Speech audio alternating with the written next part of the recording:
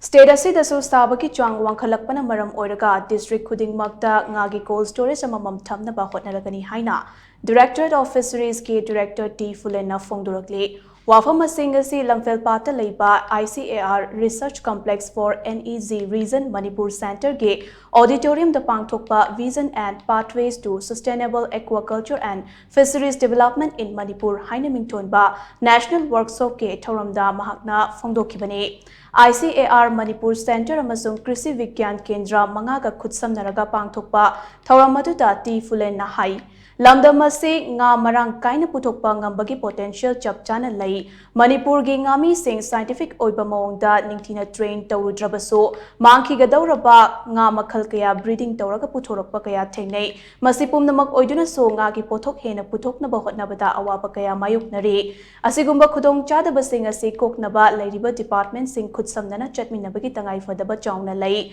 department ki oina so ngami singda gidamak tongan ba scheme kaya lairi hairiba scheme sing asigi khudong chaba ngami singda phanghanaba mass awareness program pangthoklagani masida matik chana beneficiaries singda khangatuna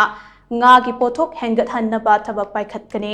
lairiba scheme sing ase ningthina implement tawrabade state asina puthokpa ngamdana lairiba nga metric ton lising kun romase kharada oirabasu menkhatpa ngamgani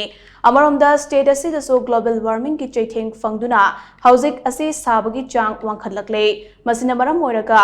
Hauzikti ngagi pothok sing thamnaba cold storage ki mathau taba hena leire maramaduna Manipur gi district ayambada nga khaktagi oiba cold storage amamam thamnaba department na thabak paikhatlagani ahan bagi oina ka hena saba district singda cold storage ase thamgani loinana ngagi machinjak so small scale da puthoknaba district ayambada hangdoknaba thaurang tawragani haina T Phulen na makhata na phongdokhe Thawamaduda Manipur gi tongan ba district tage khangatlaba ngami singda nga ningthina yokpagi damak manana chingbasu lanthokhe loinana nga macha amade nga gi machinjak so yenthokhe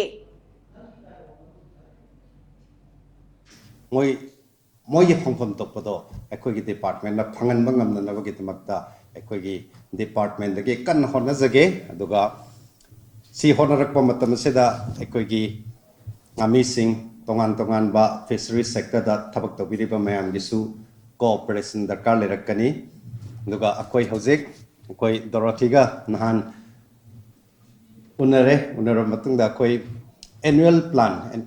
akoi gi district plan akoi chahi manga gi semna nabagi tamukta plan tori aduna plan torokpa matam sida macha akoina a level makhada di akoina khangoi dabanina